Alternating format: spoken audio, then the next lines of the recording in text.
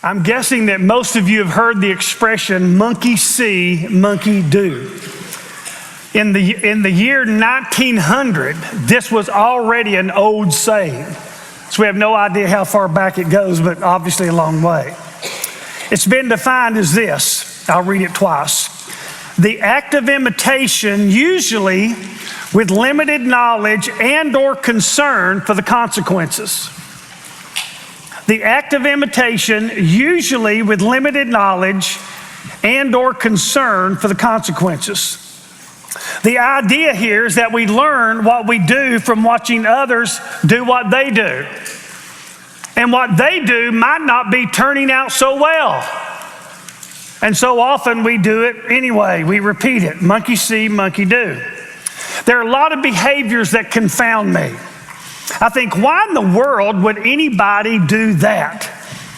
They see the horrible consequences of the behavior in someone else's life, and then they go right ahead and repeat the behavior they should have avoided at all cost. Kind of goes along with the saying, the only thing we learn from history is that we don't learn anything from history. Some of you, the only thing you've learned from viewing your parents is that you didn't learn anything from viewing your parents. And now you're passing it on to your kids. The choices that confound me the most have to do with alcohol and drugs. Do we know of anyone whose life was made better by the use of drugs? They were a loser, unemployed, unmarried, but they got on drugs and everything went well from then on. There's no such stories, are there? There are innumerable examples of lives wrecked because of drugs, and yet people are lined up by the millions to do them. Millions. If you know anyone whose life was ruined by drugs, wouldn't the obvious thing to do to be at all costs not to do what they did? Not to repeat their behavior? To get as far away as you could get from drugs and stay there? But the truth is that some people believe lies. They're deceived, and then they deceive themselves about sowing and reaping, choices and consequences. We somehow think that we will be the exception to the rules. Well, I know that's true, but somehow it won't be true about us. In our case, this will be a good thing. Write this down somewhere. No, it won't. No, it won't. And then you see the same thing with alcohol. Children grow up with an alcoholic dad or mom. And then they become alcoholics, or they marry one, or two, or three. You'd think that these people would completely abstain from alcohol, would never date, much less marry anybody who ever touched the stuff. But that's not what happens. They instead marry what they grew up hating, or they become what they grew up hating.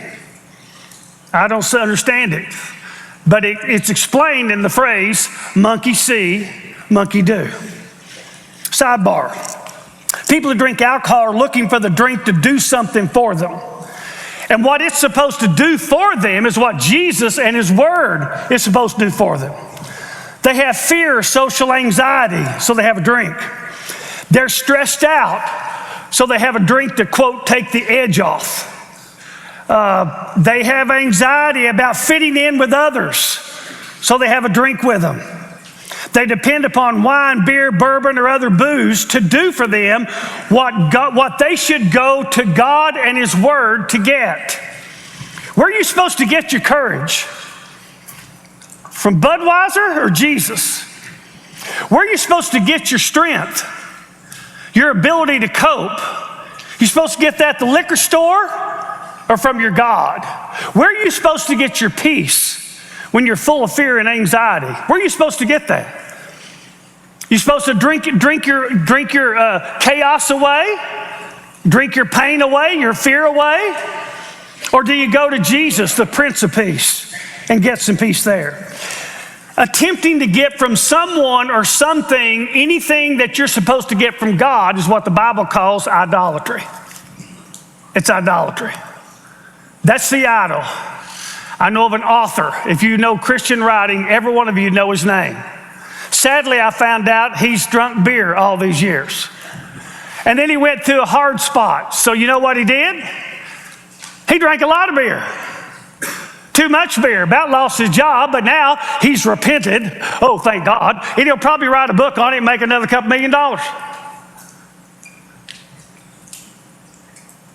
Don't be writing about God when you're going to a beer to get what you should be getting from him. Wow. No wonder we're in the shape we're in. Christians are to be set apart, live above, frankly, be better than people who aren't Christians. If you're living the Christian life like you ought to, and somebody comes up and says, well, and they're lost, they say, well, you think you're better than me, don't you? You probably ought to say, yeah, I do. I'm living the way God has told us to live, and you're not. At this point in the game, yeah, I'm living a lot better life than you're living. Why are we so afraid of not fitting in with people that we shouldn't fit in with anyway? I want to ask that again. Why are we so afraid of not fitting in with people that we shouldn't fit in with anyway? Jot down 2 Timothy 3:12. All who desire to live godly in Christ Jesus will be persecuted. Now, in the Greek, the word all means all. If you're really walking with the Lord, it's going to cost you. And if you decide you're going to live a life that doesn't cost you, you're not going to really walk with the Lord. You're going to compromise so you can fit in with people you ought not be fitting in with. Jot down James 4:4.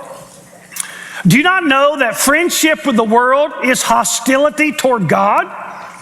Therefore, whoever wishes to be a friend of the world makes himself an enemy of God. Wow. If you don't feel out of place with those who aren't his, you probably aren't his. If you're his, shouldn't you care more about what Jesus thinks about you than what those peers do or people you work with, whoever it might be, your old high school buddies at a reunion? Jot down, listen to Mark chapter 8, verse 38. There Jesus said, whoever is ashamed of me and my words in this adulterous and sinful generation, the Son of Man will be ashamed of him when he comes in the glory of his Father with the holy angels. Unlike many professing Christians and churches today, Jesus never sought to reach people by becoming like them. Jesus reached people because he was so unlike them. He was better than them. He challenged them to become like him rather than him fitting in to who they were. In all of George Barna's surveys done over the last 30, maybe 40 years now, every one of them has demonstrated that the lives of people who go to church on Sunday, their lives are not much different at all from people who never darken the doors. Now, if I could try to think of anything I could imagine that would break the heart of a holy God, that's it. People who claim to be his, who claim to be following him, whose lives are not a nickel difference from a man who may not even believe in God. Wow. Sad. People claiming to believe in God and the Bible behaving just like people who don't. The difference in your life and the lives of your lost friends ought to be stark, if not shocking. They ought to be stunned at some of the things you do or don't do. What you're committed to and not committed to. Sacrifices you would make, things like that. In 2 Corinthians chapter 6, verse 17, we're told to come out from their midst and be separate. Instead of being like him, people who claim to Christians are often instead like them. Churches and people in them have compromised biblical standards so that lost and carnal people would be comfortable being a part of us. They shouldn't be comfortable. They ought to be a little edgy around you. Better watch out, he's a preacher. Well, the fact that I'm a preacher has nothing to do with how anybody ought to behave around me. The fact that I'm a Christian does. It does. We've replaced God-centered worship with audience-centered entertainment. Production value now matters more than substance. We take our cues from The Voice and America's Got Talent. We've replaced biblical preaching with whatever gets them in and keeps them there. We've taken God out of the center of the gospel and put man in there. It's about him. No, it's not. It's about him. You're just one tiny speck of air in the entire universe. God is the universe. It isn't about you. It's about him. Rather than churches being full of conviction, they're mostly full of compromise. There are exceptions, but huge churches mostly sell what sells. In our rush not to offend lost and carnal people, I believe we've offended a holy God. We're like the church in Laodicea. We think that we're rich and wealthy, and God says that we're wretched and poor. We've dimmed the light to attract and avoid offending those who walk in the darkness. We failed to be salt, and now the godless are trampling us underfoot in Western culture in general and in America in particular. We ask pastors, here's the thing pastors ask each other, or people ask a pastor, find out you're a pastor. What are you running? What are you running? So we got to use attendance because we got to have some kind of standard to know which of us is the greatest. Remember that problem Jesus had? Which of us is the greatest? Well, we run more than you. Well, we have more property than you have. Well, our budget's bigger than you have. Well, I baptized more than you did. Blah, blah, blah, blah, blah. The primary goal of the church is to glorify God by honoring his Son and his word. It's not decisions, baptisms, budget, property, church growth, or social justice. Sometimes the best question ought to be, who you're running off? What have you said from the word that's true that caused somebody else to go down the street to another church because they're looking for a church where the pastor will only say what they want to hear?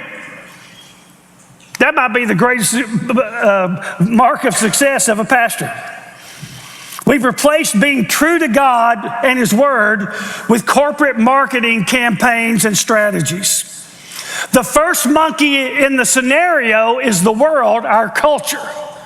The second monkey who sees and does is the church. Now, this is a long introduction, but it really is a great way to begin today's message on monkey see, monkey do. We're making our way through the Old Testament. We're looking at characters and stories and learning from them, how they apply to our lives today. So in your outline, I want you to see a verse that comes out of the second of the 10 Commandments. This is out of the 10 Commandments. In Exodus chapter 20, verse 5, God says, I, the Lord your God, visit the iniquity of the fathers on the children on the third and fourth generation. We're told here that our sins can get passed down at least to our great-great-grandchildren. In other words, I can sin and not repent. And because of that, my son ends up in the same kind of sin. And because of that, and because what I did, his son ends up in the same kind of sin. He had the same kind of problem I had that I never conquered. And then my great-grandson has the same problem. All because dad never got it right. Or it could be mom. Think of the magnitude of this. That my great-grandchildren might suffer for or struggle with my sin if I don't repent. Wow. So here's what I want you to see. First of all, in your outline, I want you to see the wake of sin left by Abraham. The wake of sin. If you've ever been in a boat on the lake, you know when the boat goes down the lake, it leaves a wake, and that wake spreads and ripples all the way to the side or till it dissipates. So Abraham, who mostly got it right, you're going to see in 2 occasions, could not have got it more wrong. So under that, number one, Abraham told a half lie about Sarah. Twice. He told a half lie about Sarah, his wife, twice. He and Sarah actually did have the same father, but not the same mother. She was his half-sister. But if you married her, she ain't your sister. She's your wife. Sarah must have been quite the looker, because she's no spring chicken when this story takes place. Abraham figures this out. He's thinking, she's so hot that somebody's going to kill me to get her. Wasn't Abraham a strong and courageous and selfless person? They might kill me to get you, so we got to do something about it. Abraham apparently didn't think or care what happened to her. All he wanted to do was save his own neck. Because some of you know the story, some of you are about to get it. By the way, Abraham is where chivalry died. Now, on 2 occasions, Abraham told Sarah to tell the people of the city they had gone to that she was his sister. Because they thought if she's her husband, or if she was his wife, they would kill him to get her. In Genesis chapter 12, verses 10 to 20, she was taken into the harem of an Egyptian Pharaoh.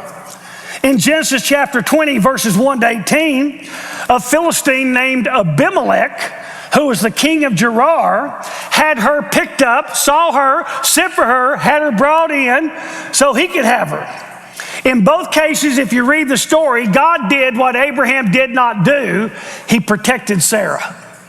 So first of all, we see Abraham's half lie, which he did twice. Number 2, Abraham has a son, one son, his only son. Remember, God called him. Isaac was that son. Isaac lied about Rebekah. Monkey see, monkey do. After Abe and Sarah were dead and gone, their only son Isaac did the same thing with his wife Rebekah. Isaac's lie wasn't a half lie, it was a complete lie. It was a deja vu all over again. He lied to the same Abimelech. Can you imagine? So Abimelech takes in Sarah, and then God comes and haunts him in a dream. He said, how could you do this to me? And then sometime down the road, that somebody else does the same thing to him. And he takes this other woman in and finds out she's married too. And not only is she married, she's married to the son of the guy who pulled this on the last time. Quite the story. They lied to Abimelech. You read about this in Genesis 26, verses 1 to 11. Again, God was gracious and protected Rebekah. But we're going to come back to that story.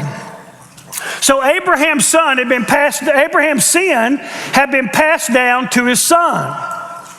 His half lie, watch this, had become a complete lie with Isaac. What parents do, children tend to do and to do more of. Say it again. What parents do, children tend to do and they tend to do more of.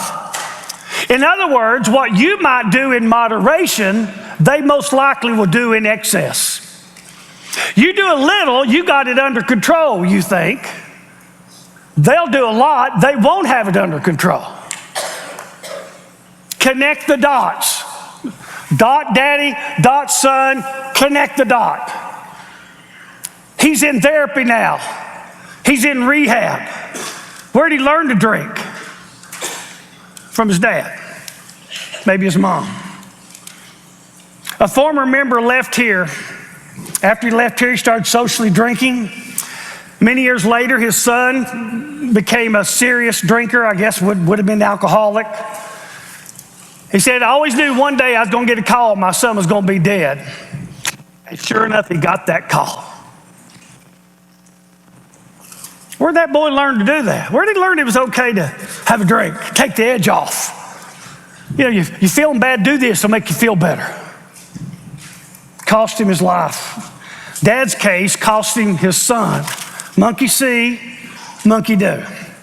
Let's go to the third generation. Number 3, Jacob became a con man. Jacob became a con man. Abe's half lie became Isaac's whole lie. Isaac's son then became a con man. His name Jacob means swindler. This isn't going well, is it? Under that, 2 things. Number 1, Jacob conned Esau out of his birthright. You read about this in Genesis chapter 25, verses 29 to 34. And then number 2, he conned Isaac out of his blessing.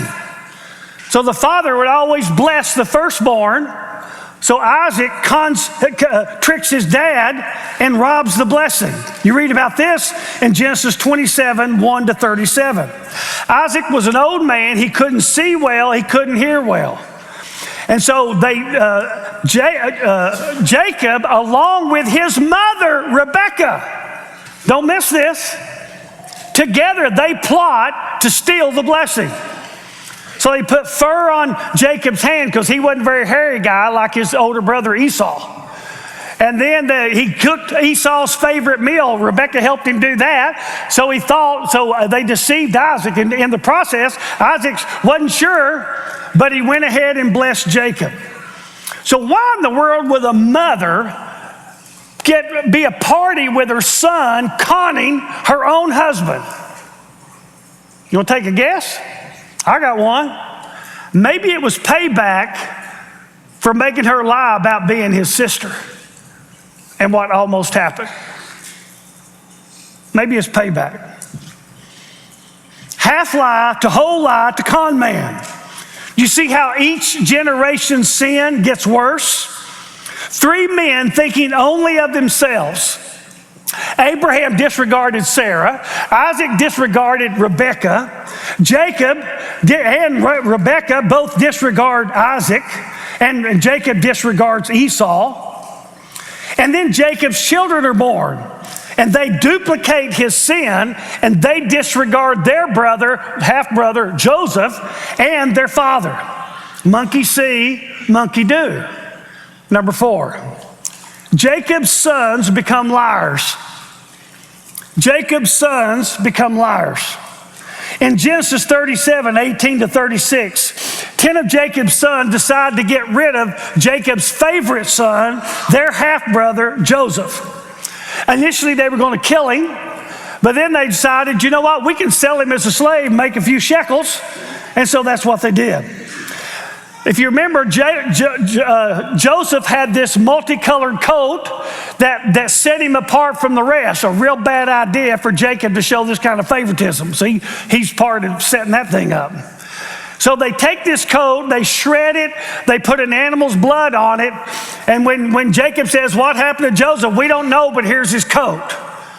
So of course, Jacob comes to the conclusion that he's been killed by a wild animal. Here's the deal. They could have cared less that this would devastate their father. It didn't matter. Maybe they were putting it to him for playing favorites with Joseph. I don't know. It's interesting to me, Rebekah's never mentioned in the course of all that. They lied. Monkey see, monkey do. In Genesis 37, 34 to 35, after he finds out Joseph is supposedly dead, it says he mourned for many days and that he refused to be comforted. He wasn't comforted for at least 23 years. If you go follow the math, so Joseph in slavery, Joseph into Potiphar's house, Joseph into the dungeon, Joseph prime minister, 7 years of famine. Now they're into the 7 years of plenty. Now in the 7 years of famine, maybe halfway through, we don't know. But for at least, you read about this in Genesis 45, 27 to 28. For at least 23 years, their father lived in probably what we'd call today a clinical depression. And they didn't care. And eventually when Joseph sent the wagons back, it says his heart revived. The 4th generation, Abraham's great-great-grandchildren, maintained the lie and watched their father suffer for 23 years. You talk about disregarding somebody. Boy, they did. Monkey see, monkey do. Well, where did this all begin? Abraham, with a half lie.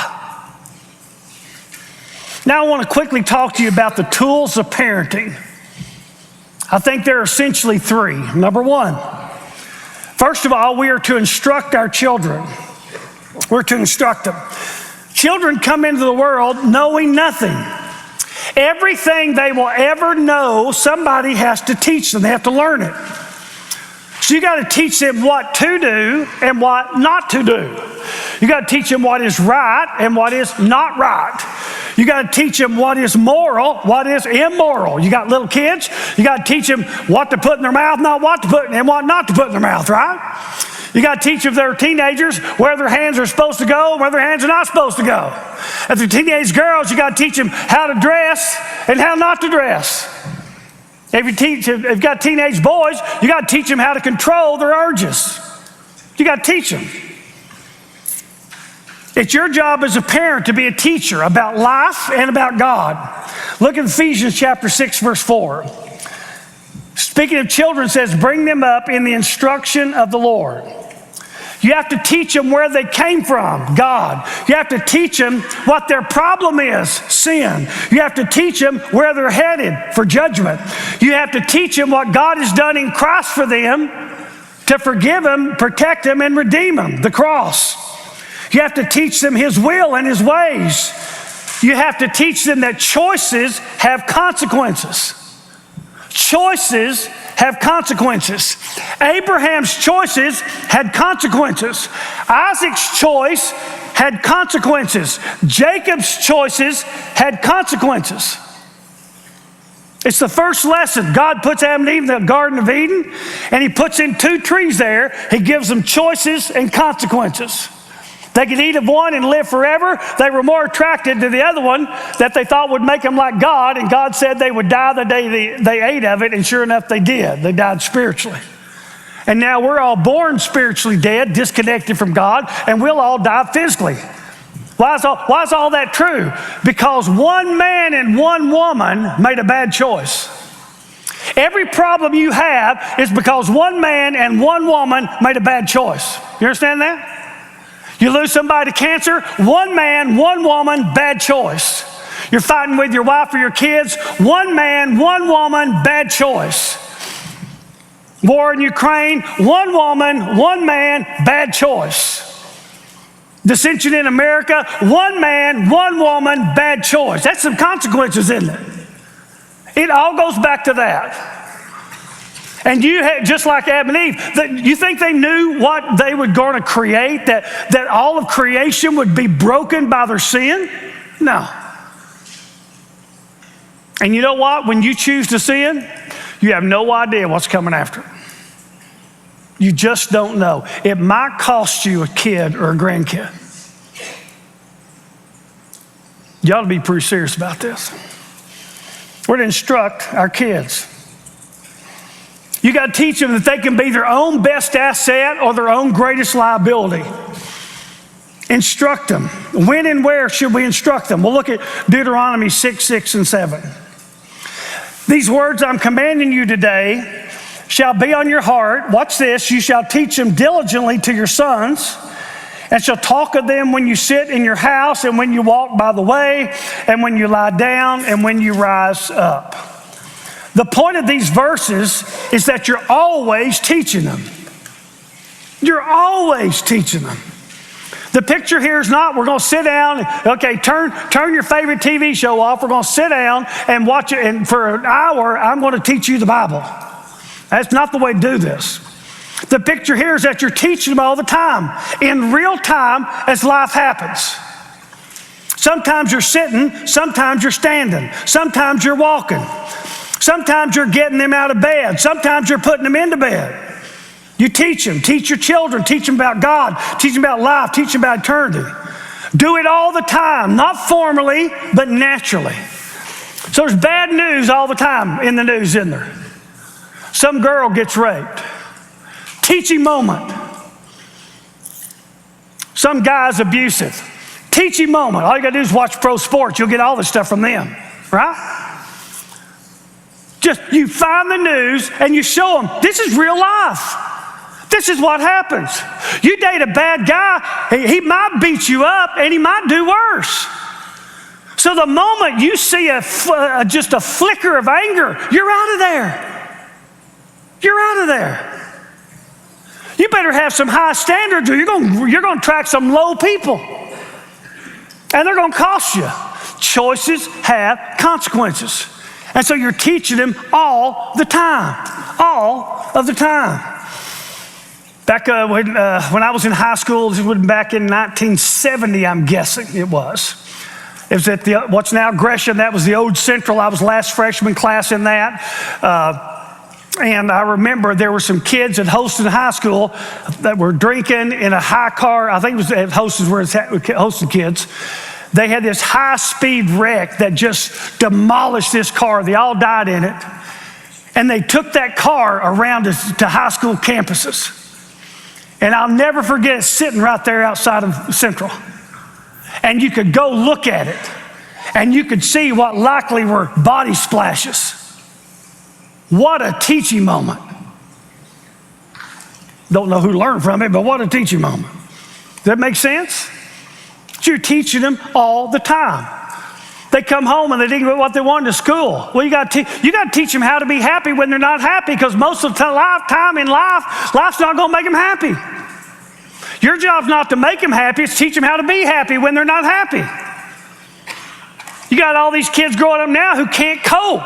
They got to have a service dog or cat or out and see the guy try to get in the Philly game with a service alligator. Did y'all see that? He really did.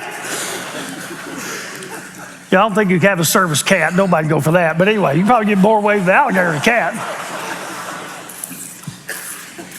Go up here to Carson Newman, he's stressed out. They used to have a puppy room. You can go in and play with the puppies. You know why? Because kids have absolutely no ability to cope. You know why? Because their parents can't cope. And their parents haven't taught them how to cope. The parents go drink a beer, have a shot of bourbon, scotch. They can't cope, so they teach their kids not to cope. And so we have all these suicides and all these horrible statistics among young people now. It's tragic. So we're to instruct our kids. Number two, we're to correct our children.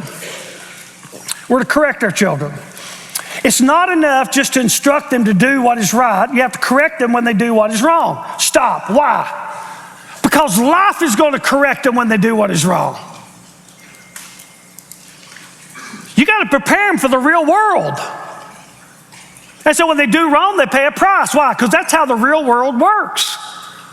Now, as long as they're under your apron, you can make all the rules you want to make, but one day when they're not, nobody else is going to cut them the slack you're cutting them. They're going to go to prison. Somebody's going to stomp them in the ground. They're going to be in trouble. They've got to learn that choices have consequences. So your job is to teach your children about consequences to their choices. It's not to protect them from the consequences of their choices. Did you get that? Your job is to teach them that choices have consequences. It's not your job to protect them from the consequences of their choices. You'll raise a snowflake. You'll raise somebody who you won't be proud of. They'll do it. So what if they didn't do their work and they got a D? They got a D. Tell them to go see the teacher, see if they can do some extra work. But don't fix it for them. How are kids going to grow up if their parents haven't? Allowing them to suffer consequences is the greatest way you can teach them about choices. So they've got to learn they have consequences, sometimes big consequences, sometimes eternal consequences. Look at these verses. Ephesians 6:4, children, bring them up in the discipline of the Lord. That's right, the same verse where it talks about instructing them. Hebrews 12, this whole section's good. I've got verses 6, 8, and 11. Those whom the Lord loves, He disciplines. That's what loving parents do, unless you're a better parent than God. Loving parents discipline those He loves. If you're without discipline, of which all have become partakers, then you're illegitimate children and not sons. In other words, if you're a Christian, you can live in sin and God not correct you, you're not a Christian. Because God corrects all of His children. How many of you have been corrected? I've been corrected. Boy. All discipline for the moment seems not to be joyful. Well, that's pretty obvious, but sorrowful. Yet to those who have been trained by it, afterwards it yields the peaceful fruit of righteousness. Parent, listen, it's not a message on parenting completely, but I will say this to you. You got to care more about who your child is going to become than you care about how they think about you. It won't come to this, but if it had to, you ought to rather them hate you and everybody else love them than them love you and everybody else hate them. If you raise your kids to love you and because you're probably codependent, then good news is they're going to love you. The bad news is you're probably going to raise the kind of kids nobody else loves. Here's the deal. Your job is not for your kids to think you're the greatest. Your job is for everybody else to think your kids are the greatest. And if your kids are the greatest, you're the greatest. But if your kids think you're the greatest and nobody else can stand them, they can't keep a job, can't stay married, their life's a train wreck, you're not the greatest. You blew it. If you don't teach them that choices have consequences, somebody else will. A bully, a boss, a cop, a judge, a spouse, or a child one day will stick it back to them. Just like Jacob's kids did. Monkey see, monkey do. Monkey do wrong, second monkey get hurt. And then number 3, we are to model godly behavior for our children. We're to model godly behavior for our children. I've got 4 things under that, going through them quickly. Number 1, who we are, which is what we do, is more important than what we say. Who we are is more important than what we say. What we say is not who we are. What we do is who we are. Ephesians 6:4 warns fathers not to provoke their children to anger. One of the ways parents do this is by telling their children to do one thing while they're doing another. It's hard for a child to learn anything from a parent who they resent and think is a hypocrite. So if you're trying to push Christianity on them and you're not living it at home, they're probably going to throw it away. You're God's greatest asset for them to become who God wants them to be, or you're their greatest liability. There's probably no middle space. Number 2, Jesus didn't just tell us how to live, he showed us how to live. You see this, how Jesus was an example. It's mentioned in Mark 3:12, John 13:15, 1 Timothy 1:16, 1 Peter 2:21, Ephesians 5:1. Number 3, Paul encouraged others to imitate him as he imitated Christ. The word imitate, the Greek word is literally the word mimic, a mime. You see this in Philippians 3:17, 1 Thessalonians 1:7, 2 Thessalonians 3:7-9, 1 Timothy 4:12. Number 4, we're encouraged to learn from the examples of others who are ahead of us. See that we learn by models. We learn best by watching somebody do something. Monkey see, monkey do.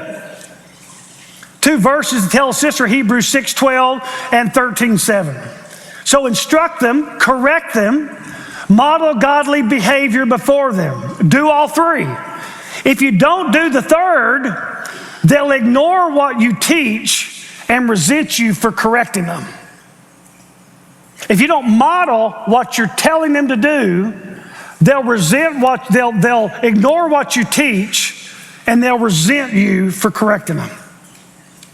The second monkey has a far greater chance of being and doing good if what he's seen in the life of the first monkey is good. I want to close with this. 2 truths to remember. Number 1, always model behavior that will help others if they duplicate it. Always model behavior that will help others, in particular your children, if they duplicate it. So live your life in such a way that if your kids live like you live, they'll live a good life and they'll likely do well. Everybody can do this. Everybody can't be beautiful, I'm sure not. Everybody can't be athletic. Everybody can't make $1 million. Everybody can't do a whole lot of things, but everybody can have character. Everybody can have integrity. Everybody can become who Jesus wants them to be. Everybody can do the right thing and set the right example. You don't have to have a certain level of income, education, looks, or anything else to do that. Model who you want them to become.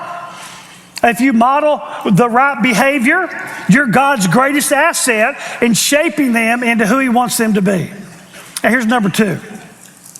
Never model behavior that will hurt others if they duplicate it. Never model behavior that will hurt others if they duplicate it.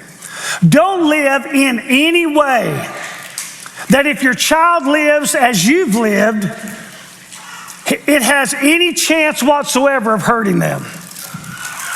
Don't live in any way that gives any chance to this hurting your child if they're repeating what you do. Besides what the Bible says, it's one of the reasons in our home there's never been tobacco, alcohol, or drugs. I watched my favorite uncle die a slow death from tobacco-related throat cancer. I'll never forget, I was a teenager, and I remember him eating ice chips, and he said it was like pouring fire down his throat. This monkey saw, this monkey didn't do. Between the ages of 6 and 16, my dad was dead. My mom dated a classic alcoholic. I lived in a minefield. Periodically, all hell would break loose. We never knew when it was coming, but we knew it was coming. And you never know when Clive was going on a drunk, but when he did, it was going to be, hiding, calling the police, windows getting busted out of the house, you name it. Starting when I'm like 7 years old. And so I've seen all that. I've sat down with too many people who cheated on their spouse and said it, quote, began with I had a little too much to drink, end of quote. I'm glad my wife doesn't drink. I know of another guy attended this church, 35 years ago, maybe that longer than that, who one morning had to go find his wife.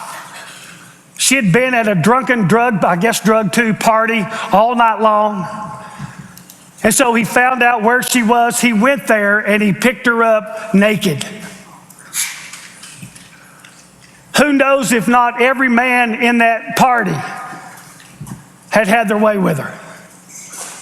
I'm glad Betsy doesn't drink. I'm glad I don't have to worry about somebody having a little too much and then doing something. No thanks. And what if I drink a little? And what if my children drink a lot and one of them dies because of alcohol? How do I live with myself at that point? Well, I taught him not to abuse it. No, what I taught him was to use it if I did that. That's what I taught him. My greatest nightmare would be that any of this kind of stuff get repeated in the lives of my kids or my grandkids because of me. I don't want to be Abraham who does that to my Isaac, to my Jacob, to my 10 other kids. Do you?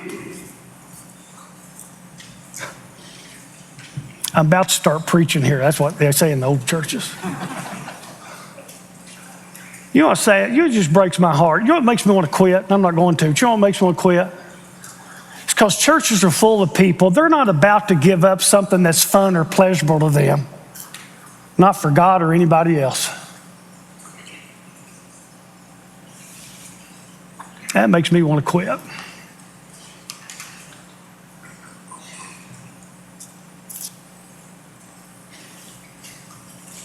Don't let the monkey see you doing anything you don't want the monkey to do.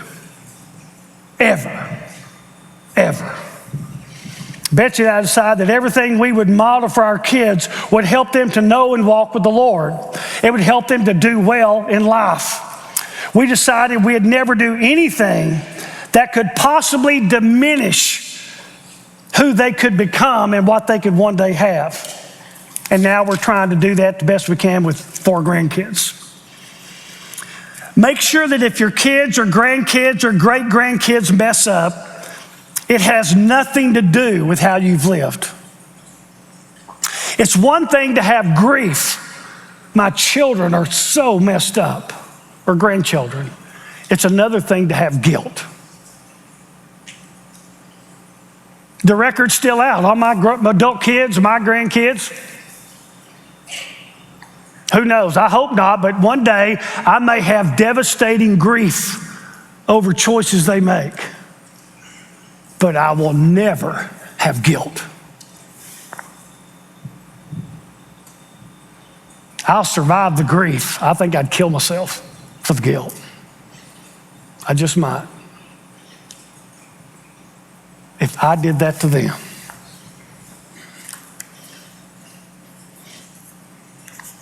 If they got it from you, take responsibility for it. Listen closely. Doing everything right as if any of us do, okay? None of us do everything right. It still doesn't guarantee your children will turn out the way you hoped. Remember, God had 2 kids, Adam and Eve. They both messed up, okay? Ultimately, they're going to make their own decisions. Some are going to make good ones, some are going to make bad ones. The bad behavior of a teenager or an adult son or daughter doesn't necessarily mean that the parents did a bad job. It doesn't. I've known good kids who came from what I thought was a terrible raising. I'm one of them, eventually became that person. And I know of kids who had really good parents who just went crazy, went wild. Some of you grieve over your children who are not living as you hoped and raised them to live. And the truth is, you've done a better job parenting than you think you have. You probably feel a false sense of guilt. You may feel a false sense of guilt. The devil loves to give us that. Thinking if you had just said this, done this, not done that, not said that, it would be different. No, the truth is you may have done a really good job. What they've become, what they're doing has nothing to do with you. So don't let the devil put you under that grief. Keep praying that God would use what you've sown into their lives, and that maybe someday it'll take root and they'll come back to it. Sadly, some of you now know, if you're willing to face it, that you blew it. You've blown it. Some of you are blowing it right now. Maybe you weren't a believer then. Maybe you were carnal. Maybe you just had no idea the consequences to your choices and how they were going to affect the life of your children. So what are you to do? Confess your sin to God. He's more willing to forgive you than you are to ask him to. What kind of God is that? Wow. You've messed up as big as you can mess up and go to him honestly and say, God, I'm so sorry. I'm wrong. Forgive me. Done. Confess your sin to him. And then go confess your sin to your adult child. I need to have a talk with you. When we were raising you, this is how I was living. It's not how I should have been living. And you saw in me things that now you have duplicated that you should never have seen in me. And I'm so sorry. I've asked God if he would forgive me, and he has. And I'm asking you, could you possibly find it in your heart to forgive me? You deserved a better dad, a better mom, better parents. You deserved a better Christian example, especially if you were in church. We didn't give it to you. Could you possibly find it in your heart to forgive me? If you'll do that, you might find the ground soften a little. Well, they finally admitted it. Ask them to forgive you. Some of you have children at home. You got little ones, okay? Whatever you've done to this point, get it right now. You know what the great thing is about the story of Abraham, Isaac, Jacob, and his sons? Abraham messed up. Isaac could have broken the chain, but he didn't. And after Isaac, Jacob could have broken the chain, but he didn't. And after Jacob, his sons could have broken the chain, but they didn't. I broke the chain. I came from beer parties and alcohol and everything imaginable just about. Had a cousin shot dead by a state trooper for harassing his ex-wife. Had an uncle shot and killed outside a bar on Clinton Highway. Had a cousin commit suicide. That's where I came from. But I broke the chain. My children know nothing of that. And my grandchildren hopefully will know nothing of that. So some of you can break the chain. You say, when do I need to be sure I'm getting this right? The day you take them, the day they hand them to you in the hospital. That's when you start. Be the person you want your kids to become, not the person that you hope they don't. Because a bunch of you pray prayers like this: oh God, please don't let him do what I did. Please don't let her be like I was. Please don't let him be like I was. Please don't let her date somebody like I was. Others of you are young, you're not married, you have no kids. You got a clean slate. The best time for you to decide who you're going to be is right now. Right now. When I was 18 years old, I decided who I wanted to be. It's been up and down, a lot more so in the early years than later. Hadn't been a straight line. But here I am, almost 50 years later, that's who I am. It's no surprise to me who I am. That's who I decided I was going to be when I was graduating from high school. And I've lived every day of my life trying to be that person. So that's what you guys, you young people, unmarried, early married, you can do that. Decide what kind of monkeys you want your monkeys to be, and be that kind of monkey. Monkey see, monkey do.